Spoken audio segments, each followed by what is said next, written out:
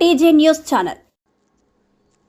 Survey number 43కి సంబంధించి శ్రీరాంపూర్ గోదాంల వద్ద 38 గుంటల భూమిని రిజిస్ట్రేషన్ చేసుకొని బాధితులకు చెల్లని చెక్కులిచ్చి, మీరు ఆ రోజు ఇచ్చిన చెక్కులను నా ఇంటికి తీసుకువచ్చి ఆ చెక్కులను నాకు ఇస్తే మీకు డబ్బులు ఇస్తారని నమ్మపలికి, వాళ్ళు రాగానే ఆ చెక్కులు చింపివేసి మీకు దిక్కున్న కాడ చివరికి చెప్పుకుంటారో చెప్పుకోండి అని బెదిరింపులకు గురి అయిన బేర సత్యనారాయణ బాధితుల ఆవేదన.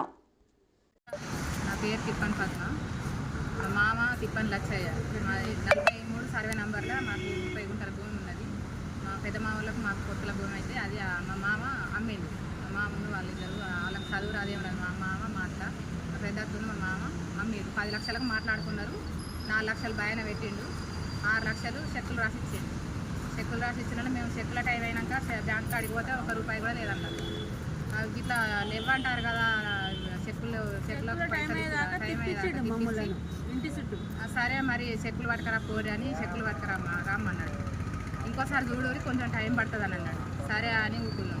ఆ టైం కూడా అయిపోయింది కదన్న, ఎందుకు ఇట్లా చేస్తాను అని అంటే పోయినాక ఇగో మీరు చెక్కులు పట్టుకొని రాపోరి, చెక్కులు పట్టుకొని వచ్చినాక మీకు పైసలు ఇస్తామని అన్నాడు. అన్నోళ్ళే చెక్కులు పట్టుకొని పోయినాం. చెక్కులు నిజంగానే ఇస్తాడు కదని నమ్మినాం.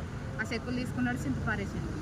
మేము ఎట్లా మాట్లాడుతాడు, మరి ఎట్లా గట్టిగా మాట్లాడుతాడని ఎందుకైనా మంచిది అన్నట్టుగానే చెక్కులు జిరాక్స్ సరిగ్గా తీసుకొని పెట్టుకున్నాం. కాకపోతే చెక్కులకు ఒరిజినల్ కొంచెపోతే చింపుతాడు అన్న ఆలోచన మాకు రాలేదు అసలు.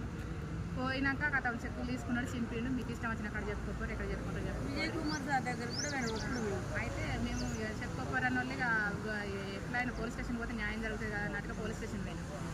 అక్కడ ప్రావీణ్ సార్ ఎస్ఐ అండి, సిఐ ఆయన కంప్లైంట్ ఇచ్చినాం. కంప్లైంట్ ఇస్తే ఆయన 2 సార్లు పిలిపించిండు. ఒకసారి వచ్చినాక ఇట్లా మాట్లాడితే, ఇగో మీరు లొల్లులు పెట్టుకుంటారమ్మా, ఇక్కడ కాదు ఇది, మీ సివిల్ కోర్టులో తెలుసుకోపోరి అని ఆయన అన్నోళ్ళు. ఇక మాకు అంత స్తోమత లేకుండా మేము వదిలేసినాం. అయితే ఆయన డైరెక్ట్ ఏం చేసిండు కదంటే, ఆయన పేరు మీద అక్కూరి సుబ్బయ్య పేరు మీద చేసిండు, ఎస్టీ మీద. ఆయన పేరు మీద చేతిగా మమ్మల్ని ఎస్టీను మరి ఆయన పేరు మీద చేతిగా మమ్మల్ని అడగారు కదా అన్నట్టుగా కథ అట్లా చేసిండు. అట్లా చేసినాక ఇక మీరు నోరు మూసుకొని మళ్ళీ 2-3 సార్లు ఇంటికి పోయినాం. ఎందుకైనా మంచిగా మా భూమి కదా, ఎందుకు వదిలిపెట్టామన్నట్టుగా మేము పోతే మమ్మల్ని బెదిరించిండు. నన్ను అయితే అసలు ఇంట్లోకే రాని చెప్పలేదు. నువ్వు అమ్మినవా నాకేమన్నా, ఎందుకు నువ్వు ఎందుకు వస్తాను అని అసలు ఇంట్లో కూడా రానియలేదు. మా ఆయన నేను 2-3 సార్లు పోయినాం. 2-3 సార్లు పోతే మా ఆయనను కూడా బెదిరించిండు. మా ఆయన నాడి రోడ్డు మీద నిలబెట్టి బెదిరించిండు. నువ్వు ఆటో డ్రైవర్ కదా, నీ సంగతి చూస్తాను, ఏ లారీ కింద పడేస్తారని, నువ్వు ఎక్కువ చేస్తాను, బాగా ఉరికేస్తాను, ఎక్కడికి నీ భూమి అని ఇష్టం అంటాడు మాట్లాడి బెదిరించిన వాళ్ళు. ఇక మా ఆయన భయపడ్డాడు. భయపడి అక్కడనే మనస్తాపంతో ఆయన తండ్రి కొడుకులు లోళ్ళు పెట్టుకున్నాడు. ఎప్పటికీ వాళ్ళిద్దరికి ఇంట్లో పడకపోడు. అట్లనే చనిపోయింది. 2-3 సంవత్సరాలకు ఆయన చనిపోయాడు. ఆయన చనిపోయాక నా వల్లనే ఇదంతా అయింది కదా అని కొడుకు మీద బాధతో మా మామ కూడా షుగర్ పేషెంట్, ఆయనకు షుగర్ ఎక్కువ అయింది, కాలు కొట్టేసి ఆయన కూడా మంచి అలవాడు, ఆయన చనిపోయాడు, కొడుకు చనిపోయాడు, ఇద్దరు చనిపోయారు. మా కుటుంబం మొత్తం ఇప్పుడు రోడ్డు పాలైంది సార్. నా పిల్లలు సార్ నిజంగా మేము బాధ భరించినాం, వాస్తవంగానే భరించినాం. మాకు వెనుక మొగ దిక్కు చక్కగా లేక పిచ్చోళ్ళ లెక్క తిరిగినాం మేము.